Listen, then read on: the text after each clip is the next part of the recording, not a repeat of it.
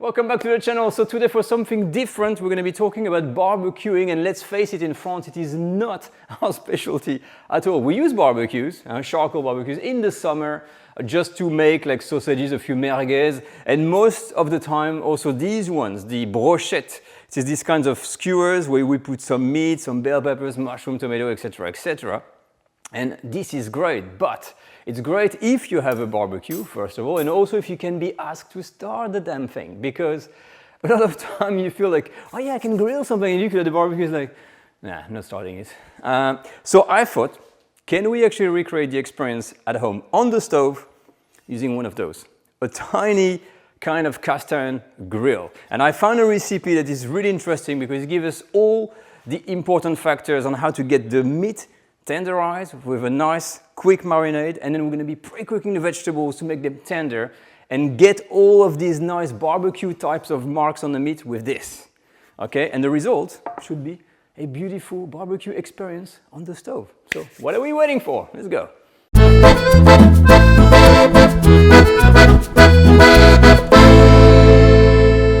Now, I love how I organize always my video because I always get first very excited. You know, say, yes, I'm gonna make some grilled skewers, things, brochettes. Using a grill is gonna be great. And I go and buy everything, all the meats, I think, yes. And then I come to my grill and I look at it, I'm like, oh, what about the skewers? And I only have these things from my barbecue, which is gigantic metal sticks. And I didn't realize there was an edge here. And I was like, what about the edge? So I put my finger and I was like, what? This is not fitting in there. And even like this, it doesn't work. So I had to improvise. So sorry about the good looking metal skewers, so long for them. And I had to kind of customize some little wooden things. This, you know, the little temporary skewers that I've got so that they can fit in there. So sorry about the presentation, but sometimes, you know, when you're at home, you have to make this little adaptation and to make things work. But anyway, that's the cast iron grill here. For the ingredients, you will find everything listed in the video description. One thing we're going to be talking about is this. This is eye fillet or beef fillet. I only believe having these. This is the most tender piece. It works super well on skewers. And the rest is simple. Bell peppers, tomatoes, and mushrooms. For the marinating, we're going to use plenty of herbs and olive oil, salt and pepper. And that's it.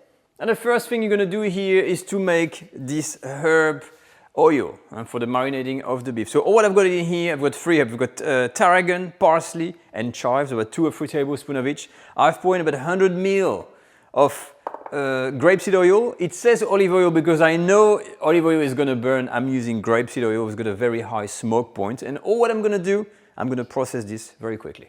Hold on, I'll spare you the noise of that little mini food processor. I'm going to put everything in a bowl here. Now for the meat, how big you're going to cut your piece of meat, it's really depending on, you know, how big the skewers are. So if you have a large grill pan like I've got, and you can fit these large metal skewers, it's fine. You can put huge pieces of meat. But in my case, look at these tiny things here. So what I'm doing, I'm kind of looking at how I'm going to arrange this like this, and roughly the size. I've cut them in 4, each fillet. And when this is done, basically I'm going to take these and put them in my marinade. Okay? And I'm going to do all the meat and put them in there. And there we have it. I've got my meat. I'm going to add some salt and pepper. We're all done. And I have to confess, it looks like an Italian pesto rather than anything else. But 30 minutes is the time it's going to take to leave these to marinate. And while we're doing this and we're waiting, we're going to prepare the other garnish. And now for the garnish. And I think the big motto I have for these is really less is more, because at the end of the day, when you get a skewers, you're here for the meat, right? So the question arises, how much of these non-meat things, also called vegetables, that you actually put on the skewers? And you don't want to put so many, so it's going to be very simple here. Cherry tomatoes, we're not touching them, they're staying as is, okay?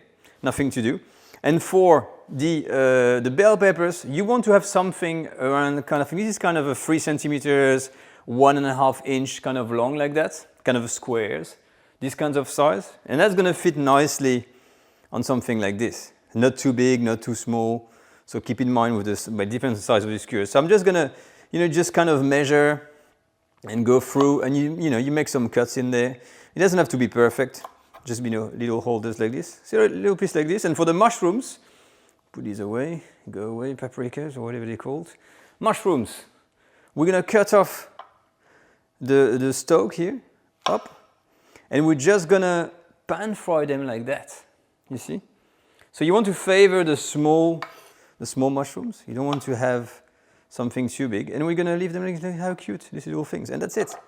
All right, so here we are. It's all done. Look at the mushrooms. They've been trimmed off the stalks. I've got the roughly chopped bell peppers. You can use red one if you want, or green one. If you really want to, I've added onions in here. I'm not gonna put much. I'm using white onions because if you use red one, when you're gonna pre-cook them, you're gonna color everything. It's gonna be a mess.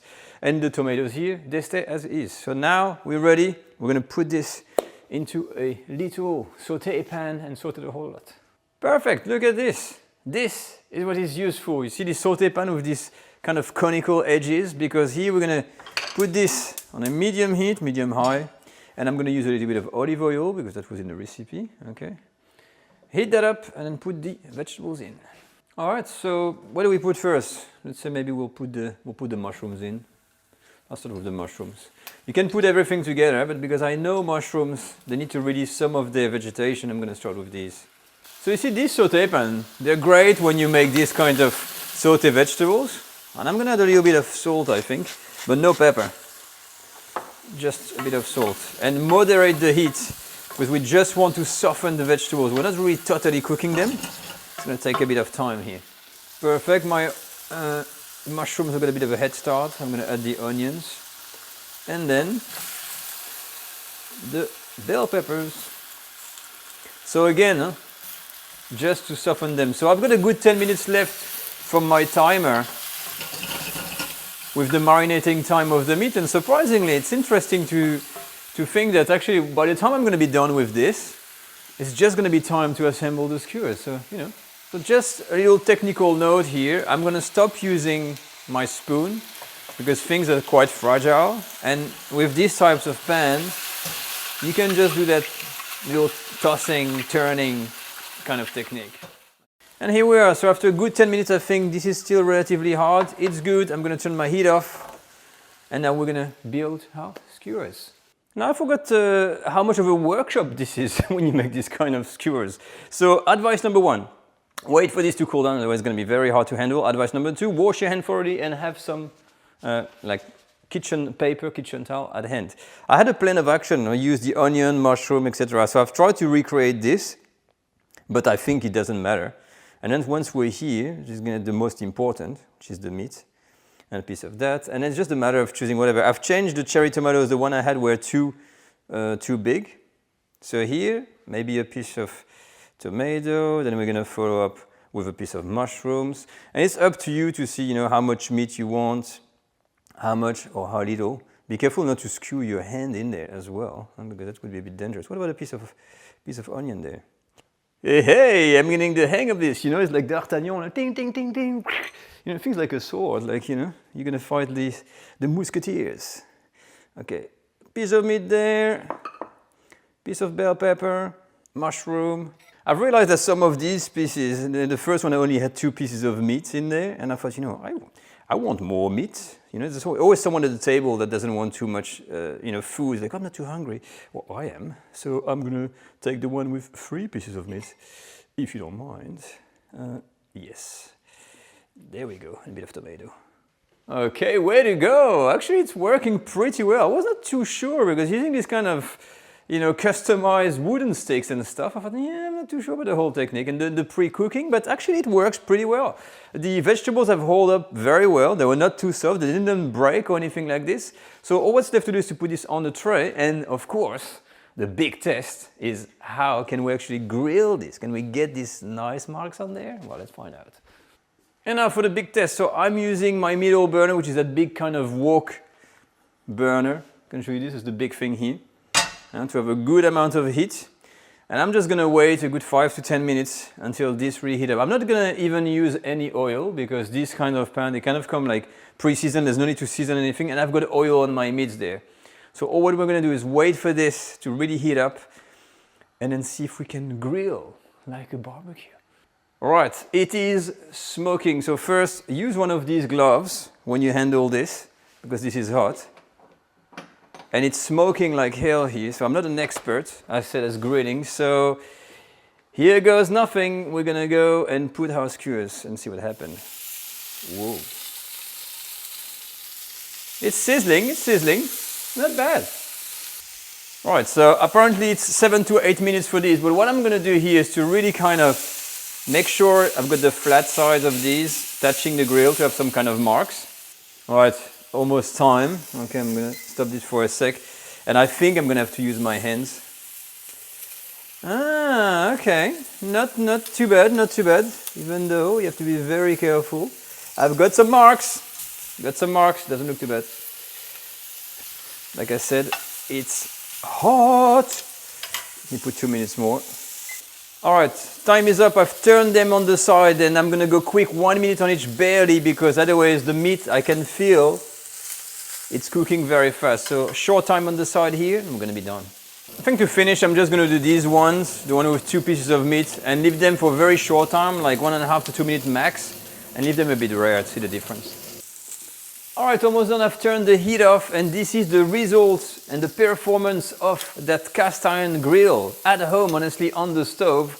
I have to say that it is not bad, because look at this coloring. We've got marks, like on a barbecue, almost like on a charcoal barbecue, which is pretty hard to get. So, you know, pretty impressed with that. And there we have it, we're all done. So these are the marinated beef skewers cooked on the grill, on the hot plate or on the stove at home without a barbecue. And the first thing I like to say is, wow, I'm quite impressed. I mean, the look, if I bring this on the table and I ask you, was this cooked on a barbecue or was it cooked on the grill?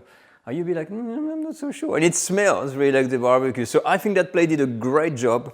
And it's a bit of a workshop to get all this done, but honestly, for a little plate at home, look what you can get. You don't have to start the whole barbecue. And it's a great thing, but it does require some skill. So I pull my hat to anybody out there doing barbecue stuff, because it is difficult to control the cooking of the meat, the vegetables, the temperature of the plate, the amount of oil, etc., etc. I guess the last thing I want to say is, like, can we try this? I need to make a picture with this, but I'll take some of the one that I haven't cooked that much, and I'm just gonna, oh, you see, nice and tender, but maybe it's slightly overcooked. Barbecue taste confirms. I think this, yeah, you really get, the charcoaly nature of this. That's great. Yeah, it really does the job, and you really get that kind of barbecue effect. Super impressed with that plate. I love it. Since I bought it, it's been amazing. But that's it for me. If you have any comment, as always, put this in the comment section on that video. If you make these skewers, share your picture on Instagram, #FrenchCookAcademy. You can follow me on Facebook, become a patron on my Patreon page. And when it comes to sauces to pair with this, on our new course on sauces, you will have plenty of mayonnaise-based sauces you can use and learn to pair with all these grilled meats. It's beautiful. I love these flavors. Anyway, I'll see you all next week. Take care all. Bye-bye.